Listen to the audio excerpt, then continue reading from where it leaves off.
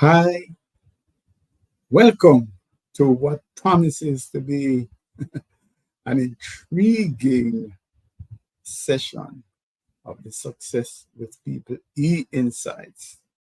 There is a companion newsletter, Success with People newsletter, that we sent out. Uh, and the feedback, somebody wrote to say, hey, I've never seen anything like what you have in the content anywhere. It's true. It's true. We are breaking new ground here today. Hi, I'm Trevor E.S. Smith, and I'll be your guide through this wilderness as we deal with the issue of our inner critic, which is an elegant way of speaking about the voices in our heads. So, but the difference is that we are looking at the issue of the inner critic from the perspective of our individual or personal behavioral styles. That's the difference as well. All right. So, how did we get here? Let me be open and tell you where is this coming from. So I went into a folder and I opened it and I saw a few sheets of blue paper with some scribbling on it. And I couldn't make out the scribbling initially. And then I remember that in 2021, I was invited. I don't remember who inspired me to have my inner critic dictate to me a letter, just right. And the indication was use your left hand so that you are in a different space. You're not controlling the thing. So whatever the inner critic says, you will write and write and write and write. And that got 2 pages and a half in 2021. My inner critic dictated. Now, a little difficult to read because I was writing with my left hand. But some years after, 21, can't count. 3 years after, I found some profound insights. Yeah, of course, they're brutal. At one point, I was called a coward by my inner critic. Yeah, take it in stride. But really and truly, there were some, for me, I'm seeing them as truths, or put it this way, I'm seeing some of the feedback as something that I need to do apart, aside from dodging it and being politically correct and not really confronting the issue. So there are some commitments that I am now making to silence my inner critic. But I can only do it with evidence. I can't do it in terms of just talking around and explaining, etc. I have now to go and do some concrete things to say, here is evidence. Stop talking. All right. Okay. So that's why we are here. Right. Okay. So what happened is this: after going through, my immersion and reflection, I'm saying, how do people from different behavioral style deal with these voices in their head? And that's why we went forward and created this new dimension, this new idea of dealing with voices in your head, your inner critic, from your unique behavioral style. New ground, never been done, and that's what I want to share with you. So, welcome. I don't know if you are here because you actually are conscious of these voices in your head, or maybe you just are here curious to say, hey, I think Trevor is suffering from, a multiple personality disorder. Let me go and see how bad, is his case. I don't know. But either way, that's the context for this session's discourse, and we will go forward. So I want to start by helping us to understand this concept of the inner critic. As I said, this is an elegant way of talking about the voices in our head. Those chattering sounds that you are saying, hey, you can't do that, that's not your thing, man, leave it alone. You can't manage that. That's beyond you. You know that have never followed through on this. Those are some of the things that we're talking about. That's what we're talking about when we say our inner critic. All right. So what is important, though, is to understand that those voices are not the true you. Let me tell you something. In 2009, I went back and looked at a sermon that I preached, but it's from a different angle. But it did speak in terms of, and I used the term then, the voice in your head. Beware of the voice in your head, I think was the title of the sermon. And the context then was different in that what I was saying then was that we have to be careful because there's a voice in our head, that what we might call our ego, separating us of a true self from our ego. And that's it, that we might actually see ourselves through the eyes of a voice in our head, which is not the genuine person, the real you. Okay? So let me just quickly share what I did. I invited the congregation to stand and to take up the Bible or a songbook, standing, put the Bible on the seat and remain standing. And then the next step was to put yourself on the seat and remain standing. And of course, you're saying, what is that? I don't know. How can I do that? And that was the argument. We don't see ourselves as being different from us. And so that was the context then. And I'm raising it now because that's one of the things that we have to do when we are dealing with our inner critic, is to understand it's not us, it's not the core me, it's not a true reflection of who we are. I like the next sentence here, which says that the inner critic really and truly should be supporting us. It should be guide. It should be a way of helping us to navigate through life with balance, And so maybe the initial idea was that this should be our quality assurance unit, our internal quality assurance unit. But they have gone rogue. And so they're not doing the job that they were intended to do. What they have done actually is to gather a lot of information about us.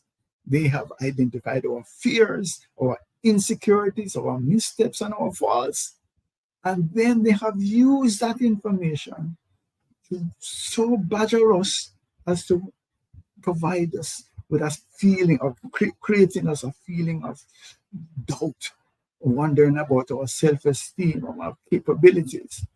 So unchecked, our inner critic can actually render us impotent and frustrate us. All of us want to be successful and fulfilled and have a joyful existence, but our inner critic, those voices in our heads, those negative voices, threaten our aspirations.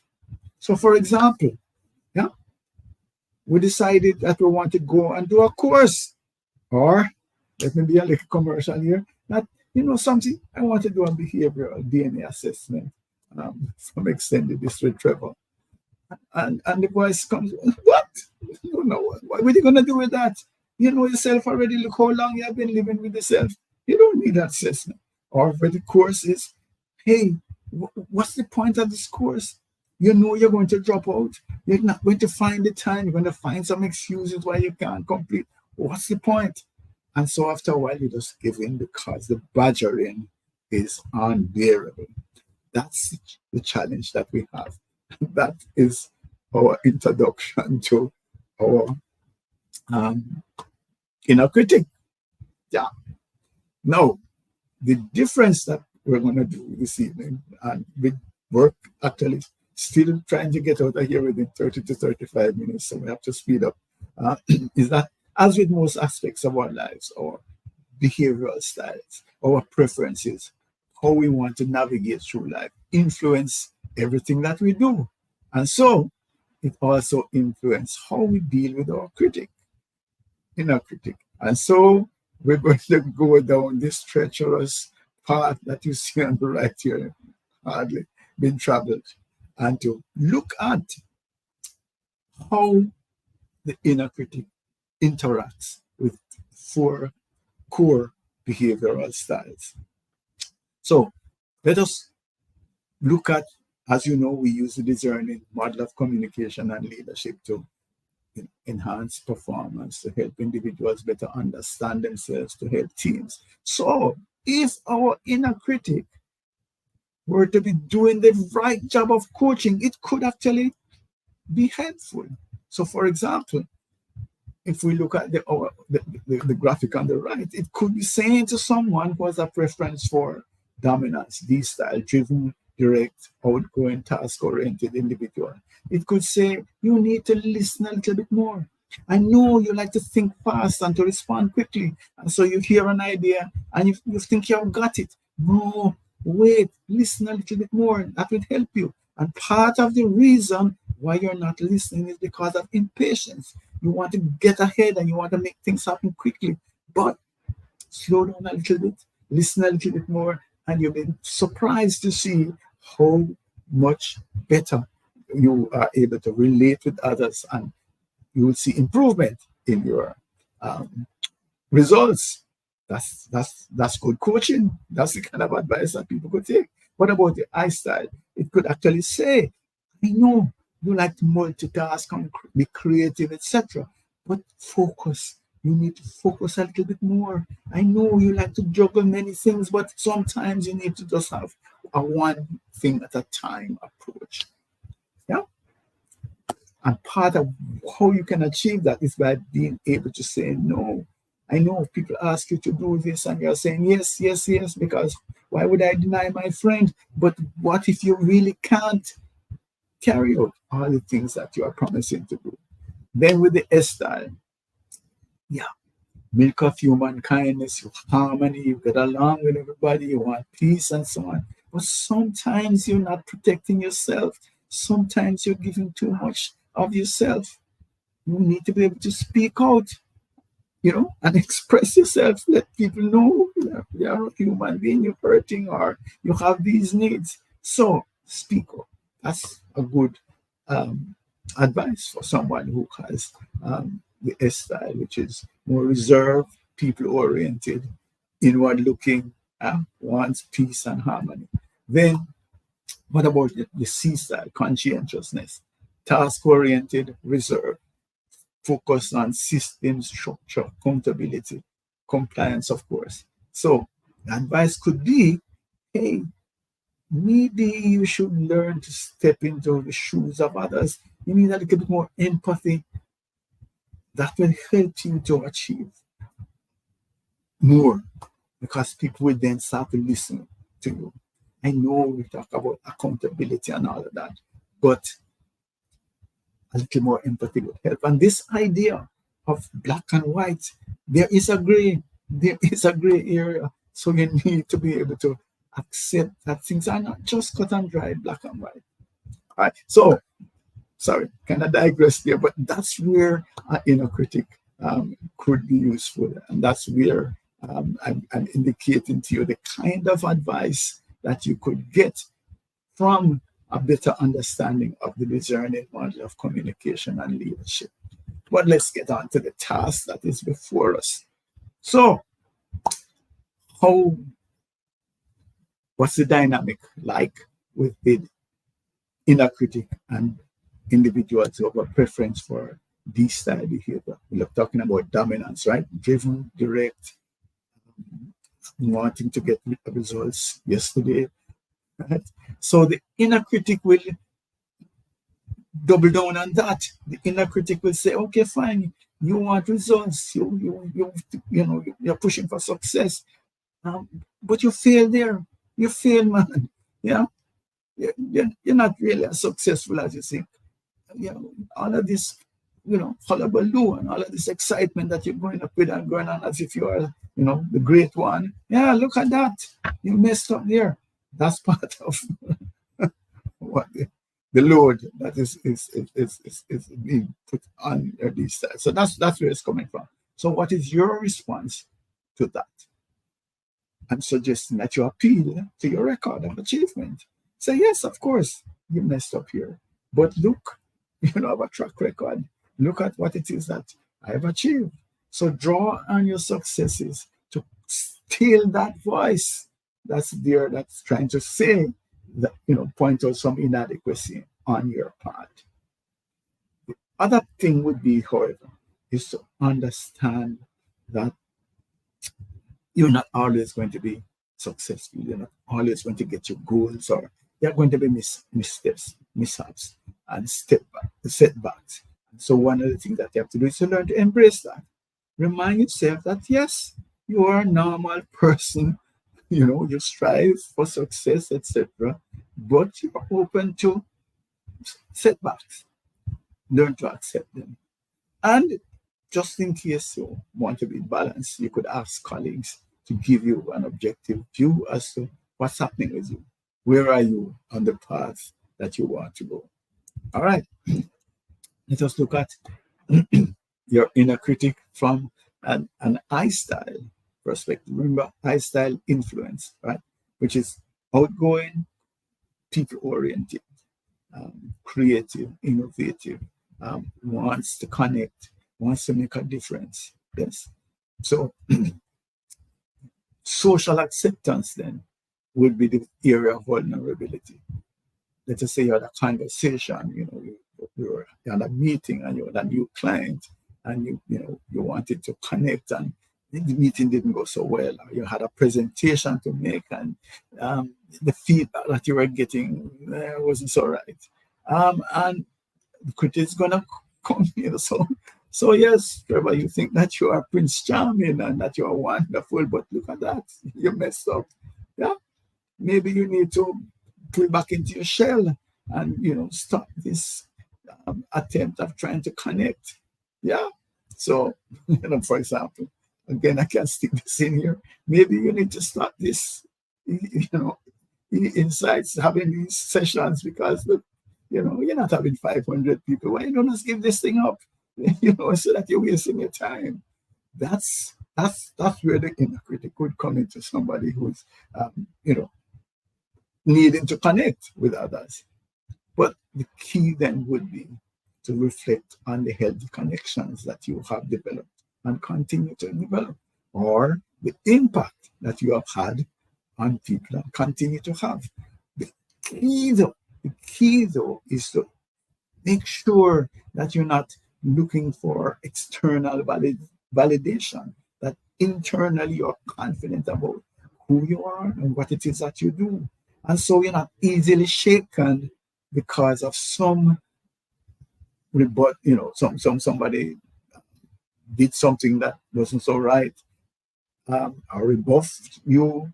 Yeah, that's not who you are. That doesn't define you. Yeah. So that's sort of where you want to go. And of course, you continue to work on boosting your self-esteem and not being overly concerned in social interactions. What about our S-style colleagues? Let us understand the S-style again. Steadiness. That's people-oriented, reserved.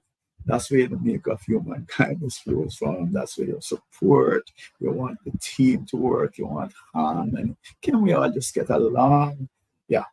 So basically, the critic then hones in on this spirit of wanting to support, this kindness, this willingness to be self-sacrificial and to give up yourself. And the critic is coming to say, yes, okay, man. Yes, so you are this kind person, but you know that so and so is disappointed because they expected you to come and help them plan for the party, or deliver presents, or do whatever it is that they were expecting, and you didn't go. Whoa, what a bad person you are. you know you're not living what you preach. You're saying that you're kind, etc. But look at how you know how disappointed that person is. That's what the voice is. The inner critic will get at you. And the answer to that is, you got to set limits. You have to say no. You have to protect yourself. You will kill yourself by trying to meet everybody's expectation. That's where it is. You have to protect your well-being. I see, for example, an area, and look at, involved with the church, so you can see ministers, pastors, who are so committed to the work and to the congregation that they mess up their family. Some of them even get divorced because they have not set boundaries. And one of the things that you have to do to deal with your inner critic is to set boundaries. Yes, at some point in time, I have to say no. And if it disappoints somebody, so be it. I'm not selfish, but I cannot meet all of these expectations. And so, in order to keep my mental health and physical health, I need to be able to stop. And so, one of the things, and this is a criticism or a challenge of Estelle, is the failure to confront issues and to speak up about them. And the tendency is to say, something for a peaceful life. Let me leave it alone. No, sometimes you need to speak out and to say, I need this. I need this. It's not selfish. Sometimes you have to protect yourself. So let's move on to the C style. The criticism then, of course, one of the things that we talk about, the C style, which is task-oriented, reserved, very serious about compliance, standards, reliability, accountability, making sure to get things right. Do not present things to me with mistakes in it, correct it before. So when your C-style makes a mistake, the critic jump in. Okay, Mr. Perfect. Yes, man, you are this wonderful, but look at how you are messing up. All right, that's what's gonna get. It's gonna point out every time there's a mistake. So what you want to do then, I'm not saying you go down the road with them, but understand that mistakes are going to happen. And that you need to, instead of beating upon yourself when it happens, is to learn. See that this is an opportunity for learning and growth. That way then kind of negate the opportunities for the critic to point out how perfect you are. Right? And also set standards that are more realistic. And however, if you want to go back and know your document things, go back and look at your performance and to say, yeah, after all, I'm doing pretty well, actually. I'm not, making a lot of mistakes. All right, need to move on. So how do you actually, generally, we looked at it from individual behavioral style, but overall, I want to give you a critical approach. This is a powerful way to deal with the voices in your head. Yeah? And you can practice it starting right now. And it's simple. Name them. Identify them. A lot of people make fatal errors by trying to ignore them. Oh, come on, I'm not listening to you. No, call them out by name. Call them by name. Negative Nancy. Yeah. Doubtful. Done. Fearful Freddy. Call him by name. so that you know, yes, Freddie, I hear you. I understand that there's a danger here, but I have to go anyway, Fred. Yeah, call them by name. What is the value of calling them by name? Is that you're able to recognize as they enter the picture and you can see what it is and you can deal with it. So you want to give each of your voices and you can separate them. You can classify them and give them a name. So give them a distinct name. And what that does is helps you to separate yourself from your negative thoughts. Call them out by name and counter them. And just in case you think this is babbling and craziness from me, there is actual work. So we did some research online, and this is a kind of summary of stuff that I got from Psychology Today and Mindful websites out there that talks about psychological distance, one of them. So naming your critic helps separate your identity from the critical voice. This separation allows you to see the inner critic as just one part of your psyche and not entirely who you are. So you have to identify with it. Believe you me, people are identifying with the critics, and that's where you're getting low self-esteem and depression. And sometimes people just stop. They can't function effectively. The other one would be increased awareness. When you name your critic, you'll become more aware of when it appears and the specific triggers that activate it. That's the key there now. What you want to do is to get ahead of the critic. So you can watch and see when fearful Fred comes in, what was happening before. And so maybe if you can identify the triggers, you can actually get ahead of them so that it doesn't arise. So this awareness is the first step in managing and reducing its influence. And there's another one, empowerment. Identifying and naming the critic, inner critic, empowers you to challenge and change negative thought patterns. So when you hear Fred that is always fearful and want to keep you from experimenting or doing anything at all that's different, you can actually start to confront it and to say, all right, come Freddie, let's have a talk here.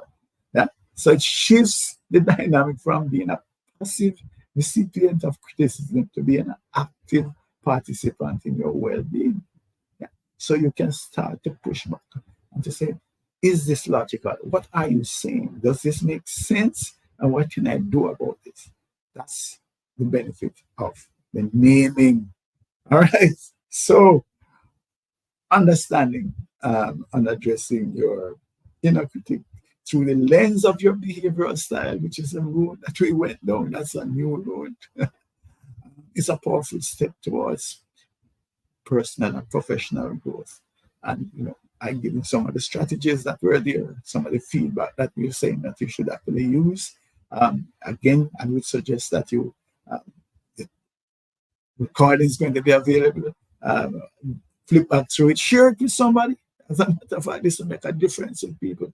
This should be shared, right? To see what steps there are from the different styles. And you can increase your self-awareness, build resilience, and of course, achieve greater success. I'm going to put in a little bit of, if you want to call it commercial, I'm going to make a suggestion though. Seriously, that if you were to do your behavioral DNA assessment, you would have a deeper understanding of yourself. And because of the range of competencies, skill sets, then basically that it identifies, you will be able to see areas in which you might be more vulnerable to your critics and areas that on which you could build greater resilience. So it's something to think about, not forcing, just making it clear that in the same way that I can share other information that's useful, I can also share valuable tools, right? If you want to look at it. But just want to suggest that let's have a conversation. And I'm opening up my HubSpot to you. See there, meetings.hubspot.com/Trevor-Smith4. It's there. Once you click, choose a time that works for you, and the meeting invitation and everything will be right there.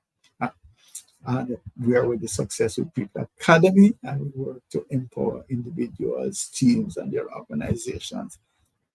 And it focuses in areas like in communication, leadership, productivity enhancement, or performance. All right. So inviting you have the discussion so that we can see, give you a taste of how the discerning model of communication and leadership works. We have spent, let me tell you where that comes from, over 3 decades now, 2.5 decades, we have been working on developing a body of knowledge around the DISC framework: dominance, influence, steadiness, conscientiousness, where we have gone for.